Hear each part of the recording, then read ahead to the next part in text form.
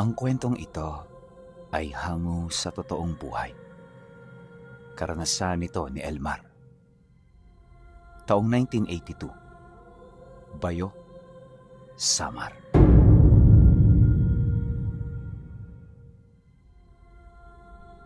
Matagal na panahon nang kumakalat sa baryo ng Bayo ang tungkol sa isang manggagamot na nakatira sa dulo ng bayan. Ayon sa mga taga roon, ang manggagamot na yon ay nagpapakita lamang isang beses sa isang taon. Hindi nila alam ang pangalan nito. Ngunit kapag ito'y dumadayo sa kanila, kapansin-pansin na may palagi itong kasamang bata. Ito ang nagsisilbing disipulo ng matandang manggagamot. Siya ang nagdadala ng mga kagamitan at sangkap, at ayon sa mga nakaranas magamot nito, paminsan-minsan ay tumutulong din ang batang iyon. Sa likod ng musmus nitong muka, alam ng marami na hindi ito pangkaraniwan. Alam nila na espesyal ang bata dahil hindi ito aakuin ng matanda kung katulad lang nila yung ordinaryong tao. Dahil sa ganoong pangyayari, marami ang sumubok na hanapin sa gubat ang tahanan ng manggagamot na ito. Yung iba kasi, gustong mapagaling ang malubhang karamdaman ng kanilang mahal sa buhay, habang yung iba naman, nagbabakasakali na mabibigyan ng anting-anting ng matanda. Ngunit sa loob ng halos isang dekada, wala ni isa ang nakapagkwento na natunto nila ang bahay nito. Marami ang umikot na haka-haka, pero lahat ng yon ay walang batayan at pawang gawa-gawa lamang. Dahil dito, kung kaya't kalaunan nagpa siya ng sumuko ang iilan. Hanggang sa pagsapit ng taong ito, may 2 binatilyo ang naglakas loob na pumasok sa gubat. Yun ay si Elmar at ang kanyang kaibigan na si Aronio. Kagaya ng mga nauna, ang dahilan ng kanilang paghahanap sa manggagamot ay para magtanga ng mutya o hindi naman kaya'y agimat. Bagaman hindi pa nakatungtong ng 20 anyos, ang paniniwala nila sa ganoong bagay ay halos hindi na matinag-tinag. Sa kanilang musmus na edad, marami na silang nakitang hindi maipaliwanag. Di man sa pagmamayabang, pero kinalakihan niya ang pagpaparamdam at pagpapakita ng mga multo at aswang. Maraming beses na rin silang naligaw sa sabulag dahil sa mga engkanto, at halos ilang beses na siyang nagkasakit dahil sa mga laman lupa na kanyang napeperwisyo. Dahil sa mga karanasang yan, kung kaya't hinangad niya na magkaroon ng karga para sa sarili niya. Ang kaso lang, hindi ito naging madali hanggang sa naisipan nila na ang manggagamot na pinag-uusapan sa baryo ang tanging paraan para makakamit sila ng abilidad na matagal na nilang inaasam. Di nagtagal, ang bagay na matagal na nilang pinagplanuhan ay nangyari na. Ayon sa kanya, Huwebes ng hapon nang lisanin nila ang baryo.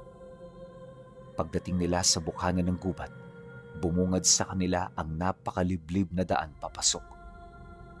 Yun bang parang titingnan mo pa lang ito, kakabahan ka na? Elmar, sigurado ka ba rito? Tanong ni Aronio. Oo naman. Bakit ba? Kinakabahan ka? Nang marinig ito ng kaibigan niya, hindi na ito sumagot pa. Pagkatapos ng pag-uusap, agad na silang tumuloy papasok. Gabi na nang malaman sa kanilang lugar ang kanilang pagkawala, kaya naman malaya silang nakalayo rito. Sa pagpapatuloy ng kanilang pag-usad, kapansin-pansin ang paglamig ng ihip ng hangin. Mabilis ding tumidilim sa lugar na yon, kaya naman mas lalo rin nilang binilisan ang kanilang paghakbang. Hindi niya mawari pero habang pinapasok nila ang puso ng gubat na yon, para bang may kung ano ring katahimikang bumabalot sa kanila. Pero ang mas ikinabahala nila ay yung paglamo ng puting hamog sa daang kanilang dinaanan. Mabilis na nawawala ang kanilang bakas pabalik na parabang tinututulan na sila ng gubat na makauwi. At ang mas nakakagulat, yung hamog na nakita nila para itong may sariling buhay habang gumagapang sa mga katawan ng puno ng lauan at iba pang kahoy. Elmar, may sumusunod ba sa atin? Ha? Wala. Huwag kang papadaig sa takot. Dahil yan ang gustong mangyari ng manggagamot. Matapos nun, ipinagpatuloy nila ang kanilang pag-usap. Punong-puno man ng sindak ang dibdib, hindi sila nagpatalo rito hanggang sa kalaunay napansin niya ang mabilis na paglapit sa kanila ng hamog. At nang balutin sila nito, bigla na lamang nawala ang kanyang mga kamay. Maging ang tinig ng kaibigan niya ay naglaho sa kanyang pandinig na parabang ang bagay na ito ay dinala siya sa ibang dimensyon. Ilang minuto pa ang lumipas. Dito na siya nakarinig ng mga nakakakilabot na boses na sumasabay sa mahinang pagsipol ng hangin. Para itong mga tinig ng patay, napilit na nangungusap sa kanya. Dagdag pa niya na, may mga pagkakataong boses ng bata ang naririnig niya na nagbabago bilang matanda hanggang sa maging katulad na ito ng tinig ng kaibigan niya. Ngunit sa kabila ng lahat ng iyon, hindi pa rin siya nagpatinag. Nag-iisa man, ipinagpatuloy niya ang kanyang paglalakad hanggang sa may mga nasisipat na siyang nilalang sa likod ng hamog na bumalot sa kanila. Nakakatakot ang mga ito, gawa ng kung titingnan ng kanilang mga anino para yung mga ganap na halimaw. Subalit hindi pa rin siya natinag. May hinahon niyang ipinikit ang kanyang mga mata hanggang sa balutin ng kapayapaan ang sarili niya. Kahit wala siyang nakikita, ipinagpatuloy niya ang kanyang paglalakad hanggang sa makaramdam siya ng mahabang damo na bigla na lamang dumampi sa kanyang binti. Nang mapansin niya ito, iminulat niya ang kanyang mga mata at sa hindi maipaliwanag na dahilan, nakarating siya sa isang malawak na patag na wala gaanong puno. Nag-iisa lang ang puno roon at yon ay ang matayog na puno sa ilalim ng isang maliit na kubo. Habang pinagmamasdan niya ito, kapansin-pansin ang halimuyak ng pabango na nagmumula rito. Hindi niya maipaliwanag ang amoy na yon pinuno, ngunit nakasisiguro siya na ang amoy na yon ay paniguradong napakamahal sa ating mundo. Maya-maya pa, dito niya napansin ang malalim na bangin sa dulong bahagi ng patag. Doon, may nakita siyang isang lumang upuan kung saan nakaupo ang dalawang taong hindi niya pag-aanong naaaninag. Dala ng kuryosidad, kagad siyang naglakad papalapit. Habang binabagtas niya ang daan, dito niya napansin ang ilang mga alitaptap na sumasabay sa kanya na parabang ginagabayan siya. Sa ilalim din ng kanyang mga paa, may mga nakita siyang berdeng ahas na gumagapang kasabay ng bawat paghakbang ng kanyang mga paa. Hindi nagtagal, nang medyo makalapit na siya sa lugar na yon, nanlaki ang kanyang mga mata nang makita niya ang manggagamot at ang bata nitong disipulo na parang hindi man lang tumanda. Ganun pa rin ang edad nito, kahit noong musmus pa lamang siya, ay sikat na ang kwento nito sa baryo. Isipin ninyo, ayon sa mga saksi, nakita nila ang batang yon na nasa 6 na taong gulang pa lamang. Tapos nang makaharap niya ito, parang ganun pa rin ang edad nito. Kaya naman nang magkatitigan sila, halos hindi siya makapagsalita. Kalaunan, dito na lumapit sa kanya ang matanda. Bahagya nitong ipinatong ang kanyang palad sa ulo ni Elmar, kasabay ng pagwika nito ng, "Sa ganitong panahon, may mga dalisay pa palang taong nakatira sa baryo. Isang malaking karangalan ang pagpunta mo rito. Hindi ko inaasahan na darating ang panahon na may makikita akong ordinaryong taong papasok dito sa lugar ko. Ano ang pangalan mo, iho?" Eh, Elmar ho, matagal ko na po kayong gustong makita. Pero matanong lang ho, may nakita ho ba kayong isa pang binata? Hindi lang ho kasi ako mag-isa pumunta rito. Meron akong kasama. Nang marinig ito ng matanda, kaagad naman yung napatingin sa dulo ng patag. Nang mapansin niya ito, agad niya itong sinundan ng tingin at doon ay nakita niya ang puting hamog na minsang bumalot sa kanilang dalawa habang naglalakad sila.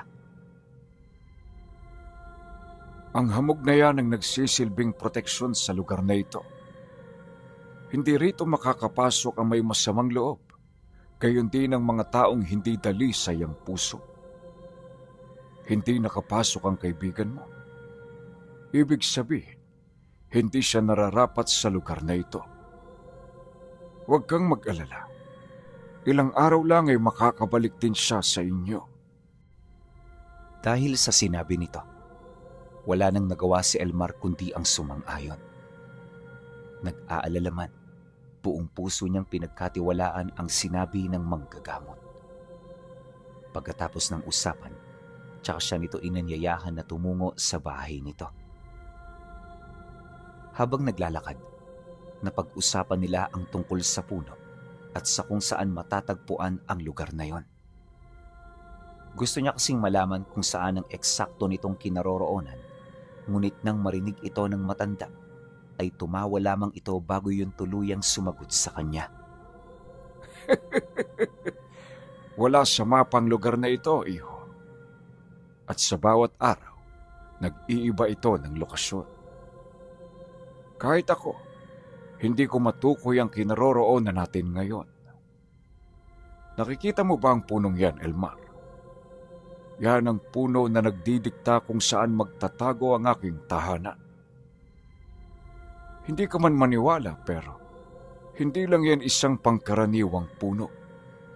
Yan ang puno na nagluluwal ng mutya. Nang marinig niya ang sinabi nito, kagad siyang napatingala habang nakanganga. Bawat sanga ng puno at dahong lumalapag pababa ay tinitingnan niya sa pagbabaka sakaling makakakita siya ng mutya. Ngunit gaano man niya titigan ng bawat dahong nalalaglag, wala siyang nakita. Maya-maya pa, nang makapasok na sila sa maliit na kubo, mas lalo pa siyang nagulat nang makita niya ang napakalaking espasyo nito sa loob. Kung titingnan mula sa labas, isa lamang itong barong-barong na tahanan, pero nang makapasok na siya, tumambad sa kanya ang isang malawak at napakagandang sala. 3 rin ang palapag ng bahay na yon at meron pa itong mga pasilyo at silid sa ilalim ng papag. Nang makita niya ito, halos hindi na niya naunawaan ang iba pang mga bagay na sinasabi sa kanya ng matanda. Gusto niyang libutin ang kabuuan ng lugar, pero ayon sa manggagamot, aabutin sila ng 1 linggo para lamang malibot ito. Dagdag pa nito na, Magpahinga ka na muna. Malayo-layo ang pinanggalingan mo, kaya sigurado akong pagod ka. Bukas na tayo mag-usap. Ihanda mo ang sarili mo dahil bukas malalaman mo ang dahilan kung bakit ka nandirito. Pagkasambit nito ng mga katagang yon, kaagad nitong isinara ang kwarto na pinasok nilang dalawa. Matapos nun, nakita niya ang pagkusang pagpasok ng trangka nito, kasabay ng pagliwanag ng gasera na nakatungtong sa mesa malapit sa higaan niya. Nagkaroon na rin dito ng mga pagkain na parabang lahat ng iniisip ng utak niya ay isinasakatuparan ng lugar na yon. Dahil sa bilis ng mga pangyayari, tila bang ilang segundo lang ang kanyang naging pamamahinga. Pagmulat ng kanyang mga mata, terik na ang araw.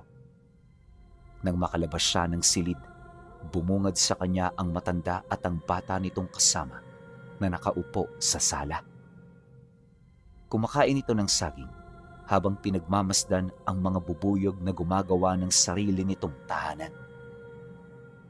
Hindi nagtagal, Nang masipat siya ng matanda na naglalakad papalapit, kagad nitong itinuro ang upuan kung saan siya dapat maupo. At nang makarating na siya roon, inabutan siya nito ng saging habang nagwiwika ito sa kanya ng,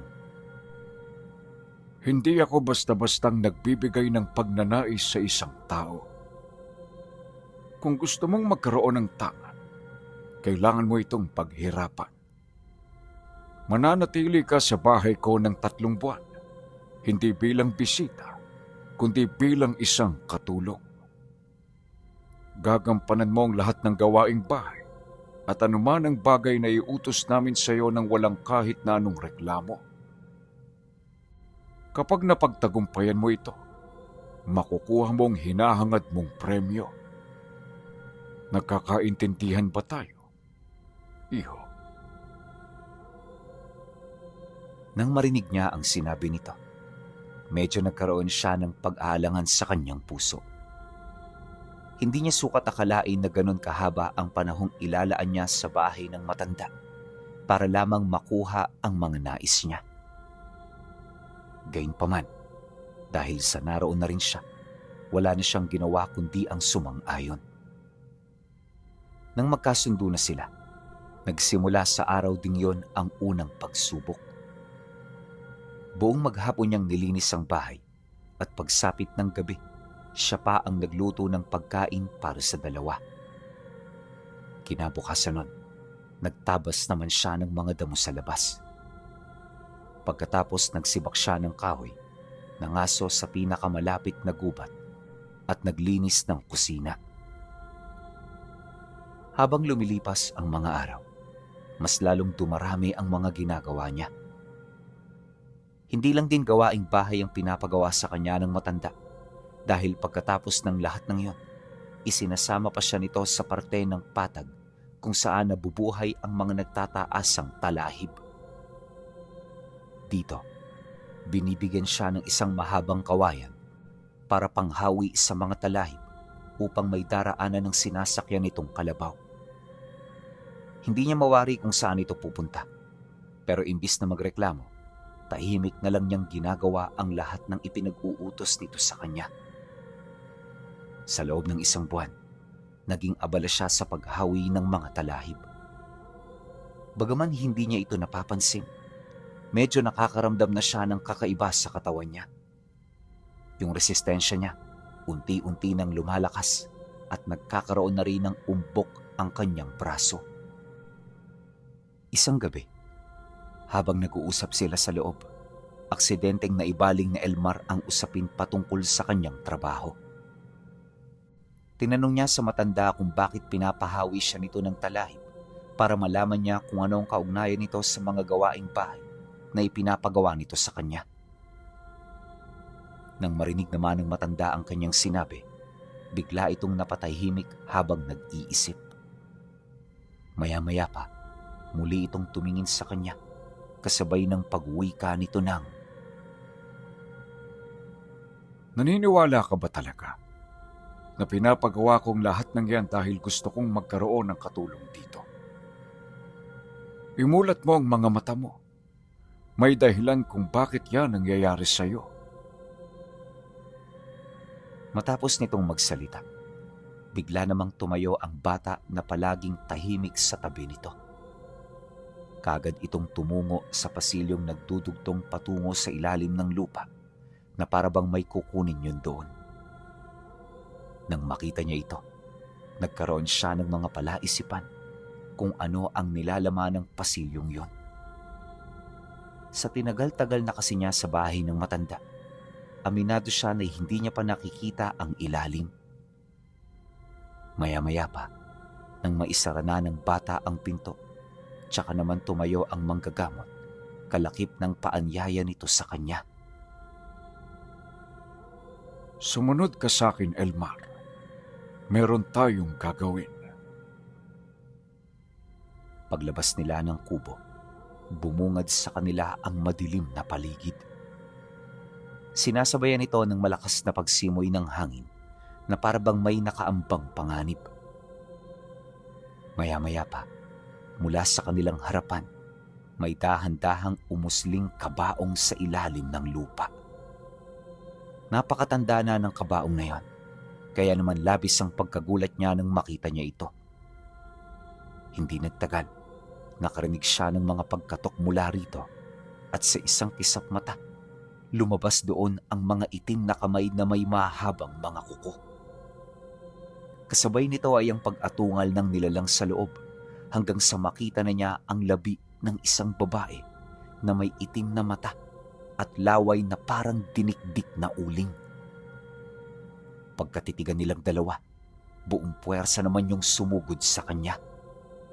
Ngunit bago pa man yun makalapit, iniabot sa kanya ng matanda ang kawayan na ginagamit niya sa paghawi ng mga talahib. Huwag kang matakot, Elmar. Gamitin mo ang mga itinuro ko sa iyo. Nang marinig niya ito, buong lakas niyang hinawakan ang kawayang yon habang pilit na iniaalis ang takot na namumutawi sa loob ng kanyang katawan. At nang mawala na ito, laking gulat na lamang niya nang mahampas niya ng walang kahirap-hirap ang nilalang na sumugod sa kanya. Sa loob ng ilang minutong pagpang-abot nila, nasaksihan niya ang kakaibang lakas na hindi niya napansin sa mga araw-araw ng kanyang pagtatrabaho. Di nagtagal, dahil sa lakas niyang yon, unti-unti na niyang nabugbog ang nilalang hanggang sa magkaroon na ito ng pag-aalangan na umatake. At nang dumistansya na yun sa kanya, sa kumpas ng kamay ng manggagamot, mabilis itong nilamon ng lupa kasama ng kabaong kung saan ito nakakulong. Nang bumalik ang katahimikan sa paligid, kaagad itong lumapit sa kanya. Ang pagtatanga ng isang mutya ay nangangailangan ng lakas. Hindi mo ito pwedeng pagharian kung wala ka ng bagay na yon. Malakas ka, Elmar, at patuloy ka pang lalakas sa mga susunod nating pagsasanay. Simula nang marinig niya ang sinabing yon ng manggagamot, hindi na siya tumutol pa. Kalaunan, dahil sa pagmamahal niya sa kanyang ginagawa, hindi na niya namalayan ang paglipas ng mga araw. Hanggang sa isang umaga, nagising na lamang siya na tapos na ang 3 buwan na pagsasanay niya. Paglabas niya ng silid, nakita niya ang dalawa na nakaupo sa harapan ng isang mesa kung saan sa gitna nila naroon ang isang bagay na nakabalot ng puting tela. Marahan niya itong nilapitan at pag-upo niya sa harapan ng matanda, bigla na lamang itong nagwika sa kanya ng, Tapos na ang 3 buwan. Nariyan na ang bunga ng iyong pagsunod sa aking kagustuhan. Makakabalik ka na sa mundo ninyo, Elmar. Magagampanan mo na ang tungkulin na minsan mong hinangad. Palagi mo lang tatandaan sa bawat paglakbay mo. Hindi magmumula sa emosyon ng iyong mga desisyon, kundi manggagaling ito sa iyong puso. Mapandaya ang emosyon, Elmar, kaya huwag kang magpapasakop sa bagay na yan. Marahil sa iba yan ang kanilang nagiging kalakasan, pero sa ating mga antingero, manggagamot at albularyo, yan ang pangunahin nating kahinaan. Hanggat nag-iisa ka, sarili mo lang ang magiging kahinaan mo. Pero kapag may kinakasama ka na, magiging 2 na ito. Nang marinig ito ni Elmar, agad naman siyang tumango. Batid niya na nagsasabi ng totoo ang matanda, kaya hindi niya ito maaaring ipagsawalang bahala. Matapos nun, kinuha na niya ang puting tela na nakabalot sa bagay na pinaka-inaasam niya. Nang bulat-latin niya ito, bumungad sa kanya ang isang maliit na kahungyari sa lumang kahoy. Pagkabukas niya rito, nakita niya ang itim na bato na kahalin tulad ng sanga ng punong sinasabi ng matanda na nagluluwa ng mutya. Kaya yan ang ibinigay ko sa iyo, dahil ang mutyang yan ay walang anyo. Magagamit mo ito depende sa nararamdaman mo. Kapag ikaw ay galit, ang mutya ay magbibigay ng lakas. Kapag ikaw ay nababahala, ito ay magbibigay ng sabulak. At kapag ikaw ay nakakaramdam ng lungkot, ito ay magbibigay ng mga malalakas na orasyong susupil sa iyong kalaban. Ang mutyang yan ay nangangailangan ng talino na bagay sa iyo. Sana iho, pag alis mo rito, patuloy mo pa rin kaming alalahanin. Batid ko na hindi itong huli nating pagkikita. Nararamdaman ko na sa dulo ng iyong paglalakbay, naghihintay ang mas magandang hinaharap. Matapos itong mailahad ng matanda, dito na rin ito isiningit ang babala patungkol sa kanyang kaibigan. Ayon sa manggagamot, nakamakailan lang ay nabalitaan niya sa kanyang mga alaga na hindi ito nakauwi sa kanilang baryo. Nalinlang ito ng gubat at posibleng naimpluwensyahan ito ng masasamang puwersang nagkukubli rito. Mariin din itong inilahad na sa kanyang pag-uwi, paghandaan niya ang anumang malalaman niya. Pagkatapos ng pag-uusap na yon, nakaramdam siya ng matinding kaba. Sa puntong ito, tsaka pa lamang sumagi sa kanyang isipan ng posibleng nangyari sa kaibigan niya. Paglabas niya ng pinto ng kubo, muling bumalot sa kanya ang makapal na puting hamog, ngunit sa pagkakataong ito, hindi na siya nakaramdam ng anumang uri ng takot. Mahinahon niyang hinawakan ng mahigpit ang itim na bato at sa isang kisap mata nang mahawi na ang hamog, laking gulat na lamang niya nang madatnan niya ang kanyang sarili na nakatayo sa bukana ng gubat kung saan sila unang pumasok. Pagtingin niya sa kalangitan, nakita niya na papalubog na ang araw. Kaya naman bago pa abutan ng dilim, mabilis niyang binaybay ang daan pabalik ng baryo. Ngunit sa kasagsagan ng paglalakad, bigla siyang may napansing kakaiba. Kung dati ay maingay ang paligid at puno ng mga bata ang kalsada kahit takip silim na, sa mga sandaling yon, binabalot ito ng isang nakakabinging katahimikan. Makalipas pa ang ilang minuto, dito na rin niya napansin ang mga bahay na sarado na ang bintana kahit may sikat pa ng araw, kasama ng mga pintong nakakandado na ang mga kadena. Wala ring mga asong kumakahol sa bawat bahay na dinaraanan niya, dahilan ng kanyang matinding pag-aalala. Hindi naglaon. Nang makarating siya sa kanilang bahay, marahan niyang kinatok ang pinto.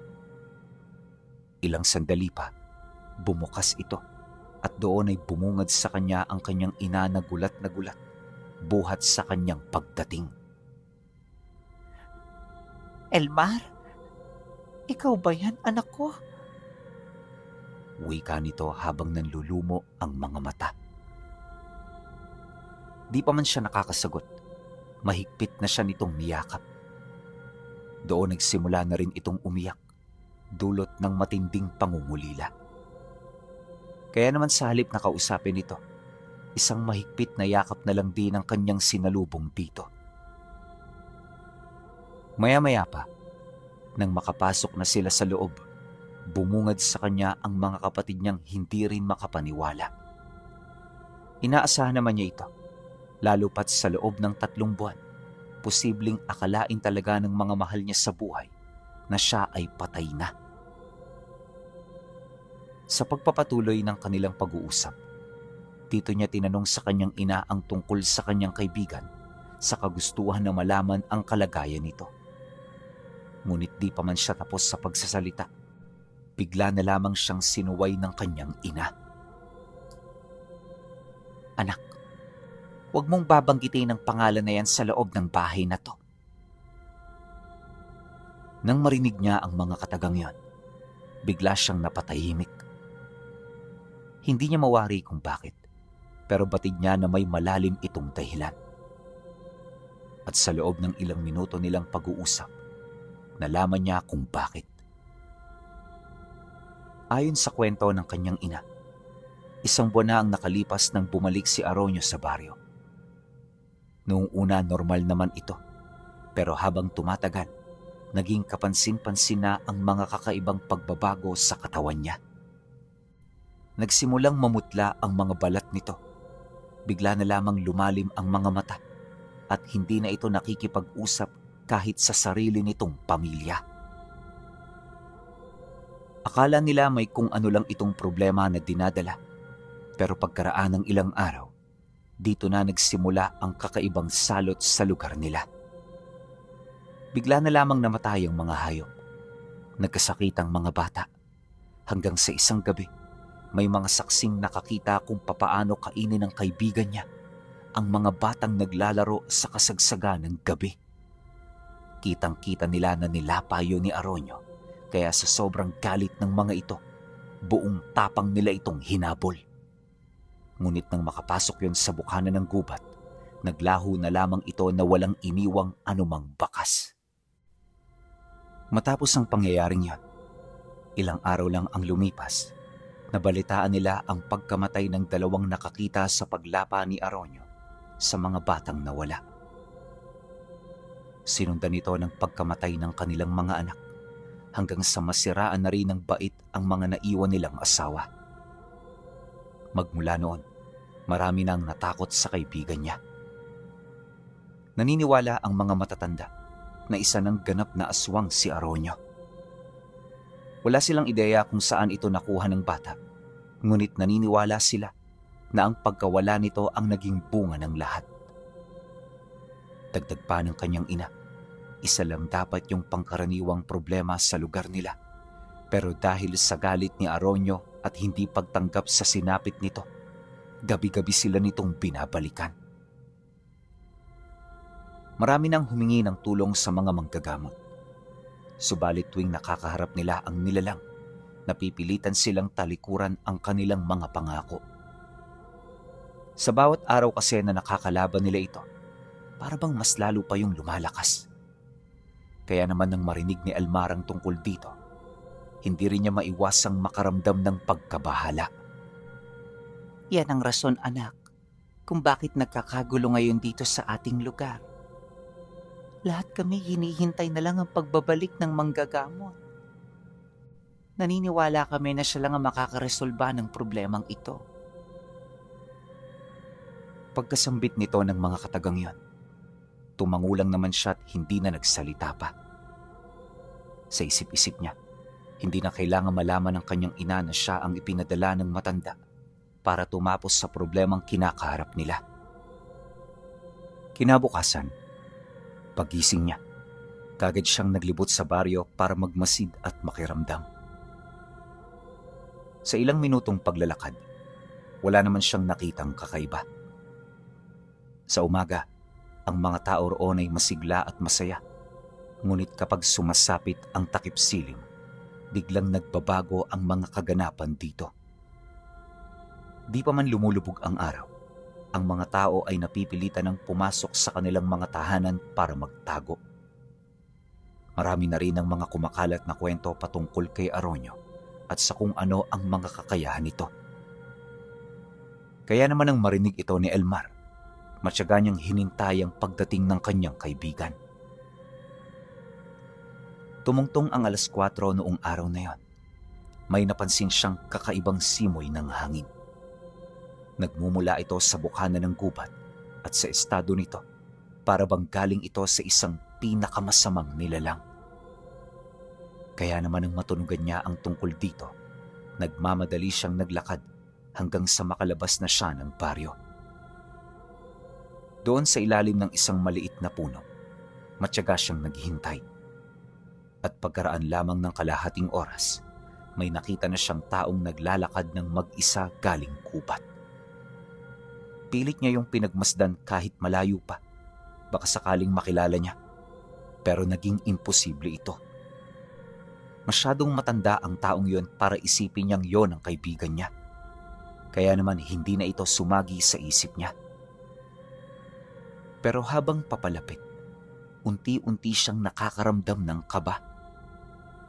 Yung suot kasi ng taong yon, katulad ng suot ng kaibigan niya noong minsan silang magkahiwalay. Nang tuluyan na itong makalapit, tila bang tumigil ang tibok ng kanyang puso. Hindi siya maaaring magkamali. Ang matandang tao na nasa harapan niya noong mga oras na yon, ang siya ring kaibigan niyang nawawala. Pero hindi niya maintindihan, bakit parang tumanda ito ng napakabilis sa loob lamang ng 3 buwan? Maliban sa bagay na yon, marami pa siyang naging katanungan na halos wala siyang maisip na sagot. Habang nakatitig siya rito, bigla na lamang itong tumigil sa paglalakad. Nakita niya na inaamoy-amoy nito ang hangin na parabang isang hayop na naghahanap ng biktima. Pagkatapos, dahan-dahan itong lumingon sa kinaroroonan niya at sa isang kisap mata, ngumisi ito sa kanya ng kakaiba. Yung ngising yon parang isang kaganapan dahil may mapapatay na naman siya. Pero nang makita ito ni Elmar, di siya basta-bastang nagpatinag. Sa isang ihip niya sa kamay, mabilis na binalot ng espiritual na kalasag ang kanyang katawan. Pagkatapos dito na siya naglakas loob na tanungin ng nilalang kung sino ito at kung ano ang pakay nito sa baryo. Ngunit nang marinig ito ng kanyang kaharap, ay hindi na nito napigilang tumawa.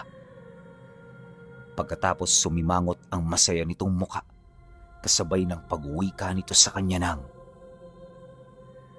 Elmar, nakabalik ka na pala. San ka ba pumunta? Napakatagal kitang hinanap. Nang marinig niya ang sinabi nito, kagad siyang napahawak sa kanyang karga. Sa pagkakataong yun kasi, hindi na niya mapigilang makaramdam ng galit. Galit para sa mga nilalang ng gubat na sumira sa buhay ng kanyang kaibigan. Nagkaroon din siya ng galit para sa kanyang sarili dahil kung hindi niya ito isinama, hindi sana mangyayari ang lahat ng yon. Kasabay ng galit na yon, nakaramdam siya ng matinding init mula sa kanyang hawak. At kagaya ng sinabi ng matandang manggagamot, kapag pinangibabawan siya ng galit, ang bato ay magbibigay sa kanya ng kakaibang lakas. Unti-unti, gumapang ang puwersa mula sa kanyang palad patungo sa kanyang braso hanggang sa mabalot na nito ang buo niyang katawan. Nang maramdaman niyo ng dati niyang kaibigan, bigla itong umungol ng malakas, kasabay ng pagbaon nito ng mga daliri sa ilalim ng lupa. Nag-akma ito na susunggab sa kanya, kaya naman hindi na rin siya nagdalawang isip pa na maghanda. At sa isang kisap mata, nagpang-abot na silang dalawa. Para siya noong nakikipaglaban sa isang mabangis na hayop na walang anumang sandata. Ngunit sa kabila ng puwersa ng dati niyang kaibigan, tila bang nagagawa niya pa rin itong malamangan. Sa unang pag-atake ng nilalang, tila isa itong mabilis na anino na sumugod. Paglapit nito sa kanya, kagad niyang naramdaman ng matinding puwersa na nagmumula sa katawan nito. Bahagya siya nitong napatras pinuno, ngunit di siya nito tuluyang napangibabawan. Habang nangyayari ang mga bagay na yan, nakita niya kung papaano pilit na inaabot ng nilalang ang kanyang leeg. Walang duda, sinusubukan siya nitong paslangin ng mabilisan, kaya bago pa man ito mangyari, siya na mismo ang gumawa ng hakbang. Walang sabi-sabi, agad niyang hinawakan ang mga daliri nito at walang pagdadalawang isip itong kinuyong hanggang sa marinig na niya ang pagkabali ng mga buto. Bahagyang napasigawang nilalang dahil dito, pero hindi yun sapat upang tuluyan na itong tumigil. Sa halip, habang tinitiis nito ang pagkabali ng kanyang kamay, pilit naman yung nag-iipo ng lakas sa kanyang kaliwa upang paghandaan ng susunod na pag-atake. Subalit nang makita ito ni Elmar, buong lakas niya itong ibinalibag sa lupa para lamang maiwasan ang bagay na yon. At nang tuluyan na itong lumagpak, isang napakalakas na tadyak ang kanyang pinakawalan, dahilan para tumilapo ng nilalang sa talahiban. Inabot ng ilang minuto bago ito nakatayo, kaya naman nagkaroon siya ng konting panahon para makabawi ng lakas. Sinasabi ko sa iyo, demonyo, sa kahit na anong aspeto ng labang ito, hindi mo ako matatalo. Mas mabuti pang iwan mo na ang katawan ng kaibigan ko habang meron ka pang pagkakataon.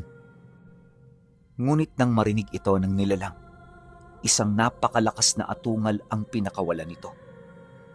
At sa halip na makaramdam yon ng takot, tila bang mas lalo pa itong nangahas na umatake. Pagtitig nito sa kanya, bigla itong sumuka ng napakalapot na laway na siya namang ginamit nito upang paghilumin ang kanyang mga sugat na natamo. Matapos nun, dahan-dahan itong gumapang patungo sa harapan niya habang nagwiwika sa kanya ng, Marami na akong nakaharap na katulad mo.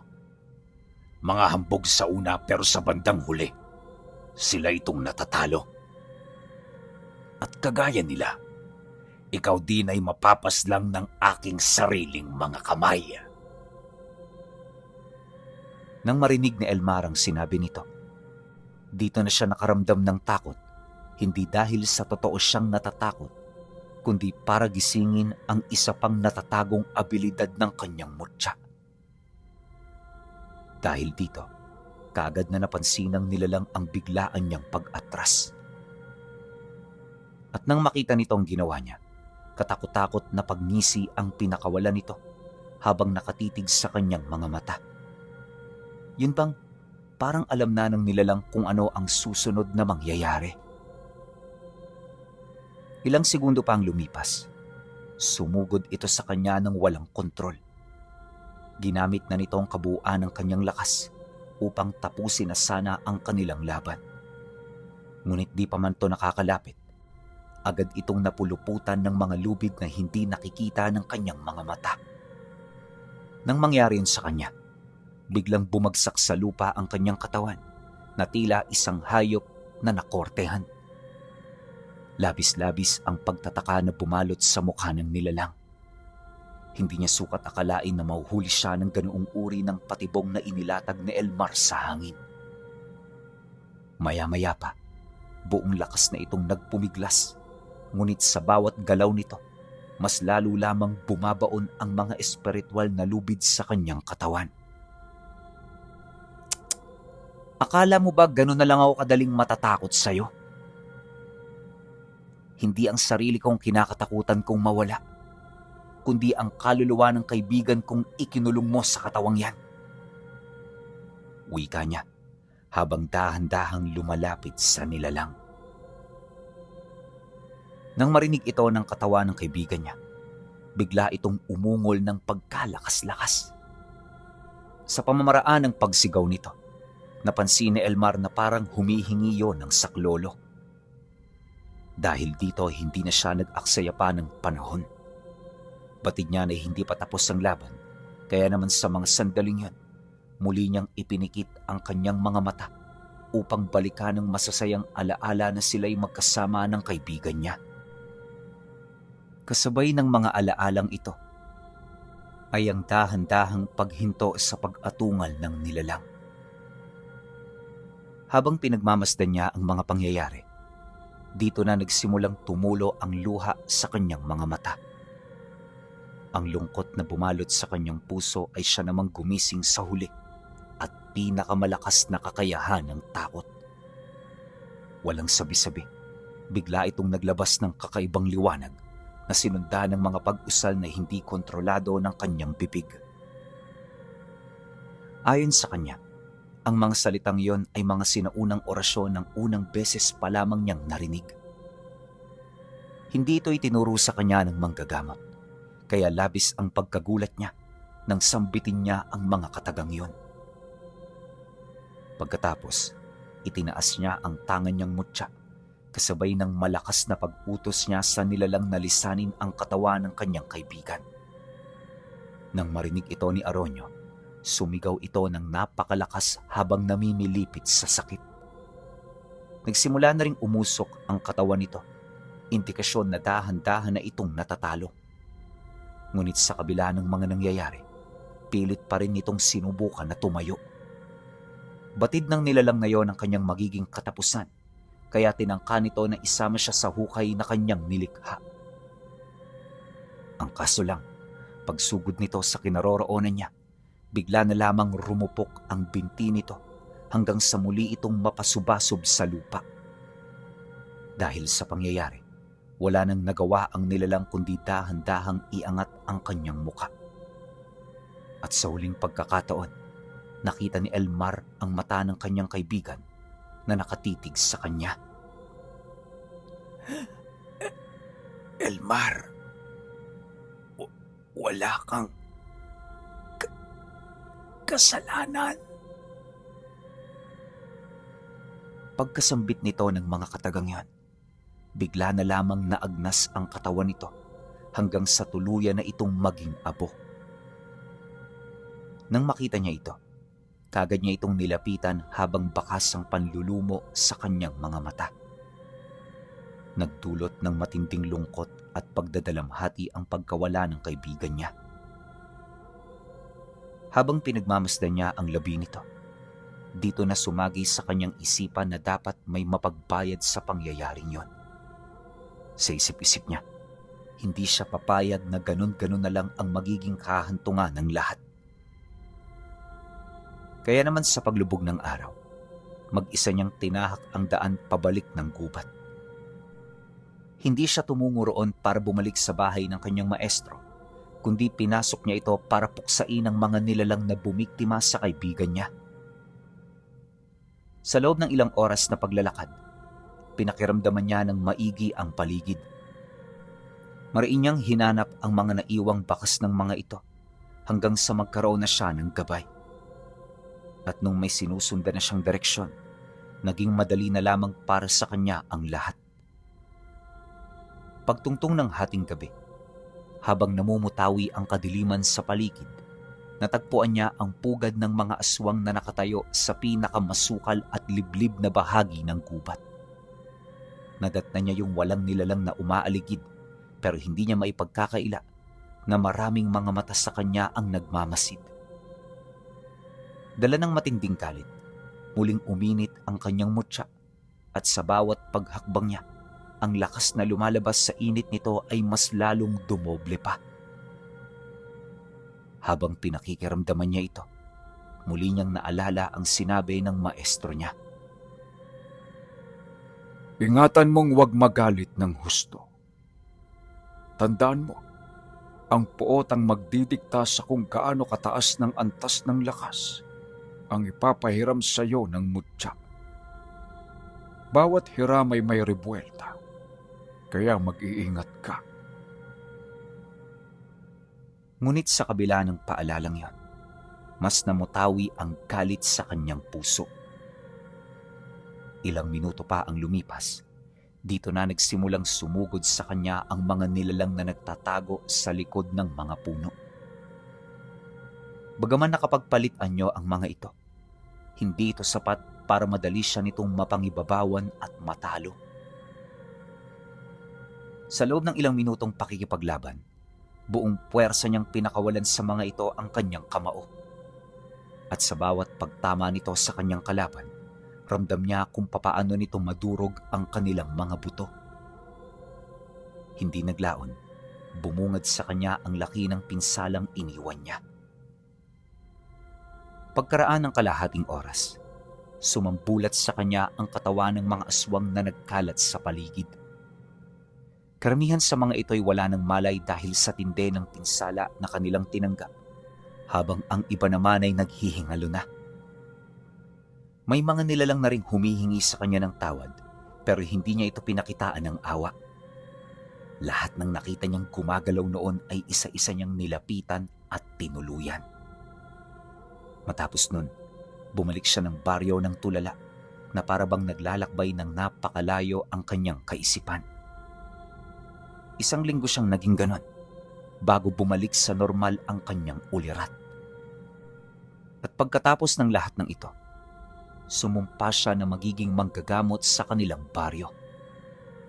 Batid niya na yon ang nakatadhana sa kanya, kaya naman nagdesisyon siyang tanggapin na lamang ito ng buong puso. Nang magsimula ng manggamot sa kanilang lugar si Elmar, ang takot sa mga aswang ay unti-unting nawala sa puso ng mga taga-baryo hanggang sa kalaunan hindi na nila ito pinag-usapan pa. At magpahanggang sa ngayon, nanatiling masaya ang baryong ito kung saan minsang may nanirahang manggagamot na tinuruan at pinagkalooban ng maestrong nagbabantay sa punong nagluluwa ng muto.